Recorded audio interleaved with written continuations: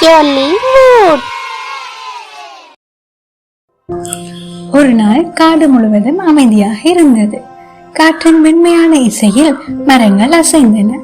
அப்போது வெண்மையான மெல்லிய ரோமங்களுடன் துள்ளி துள்ளி தாவிக் கொண்டிருந்த முயல் மலரின் மனத்தையும் சிட்டுக்குருவியின் பாடலையும் கேட்டு மகிழ்ந்து கொண்டிருந்தது.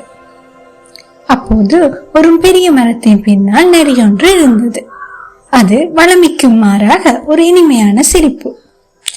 முயலே, உன்னை பற்றித்தான் நான் என்று எல்லாரிடமும் பேசிக் கொண்டிருந்தேன்.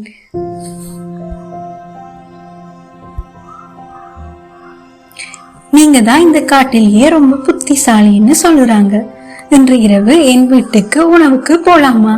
உன்னை பற்றி நிறைய பேசணும் என்று மிகவும் அன்பாக அழைத்தது. முயல் முதலில் மகிழ்ச்சியாக இருந்தாலும் மனத்துளையில் ஏதோ ஒரு சந்தேகம் தோன்றியது.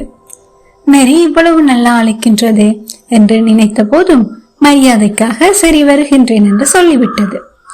மாலையில் சூரியன் அஸ்தமிக்கும் நேரத்தில் முயல் நரியின் வீட்டிற்கு வந்தது. காடு நிறம் மாறி பொன்னிறத்தில் மிளிர்ந்தது.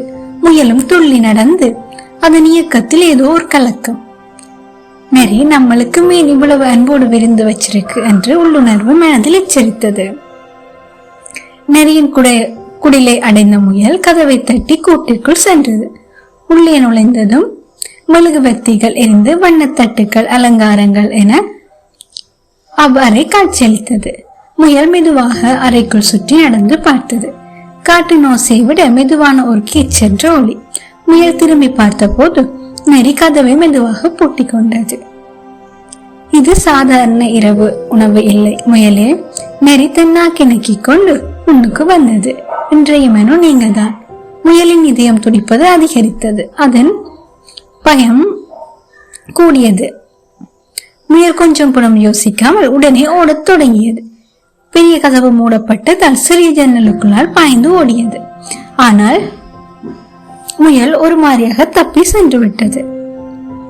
சில நிமிடங்கள் ஓடிய பின் அது ஒரு பெரிய மரத்தில் நின்று பெருமூச்சை விட்டது. இதயம் சற்று அமைதியாகி அது மெதுவாக சிரித்துக் கொண்டது.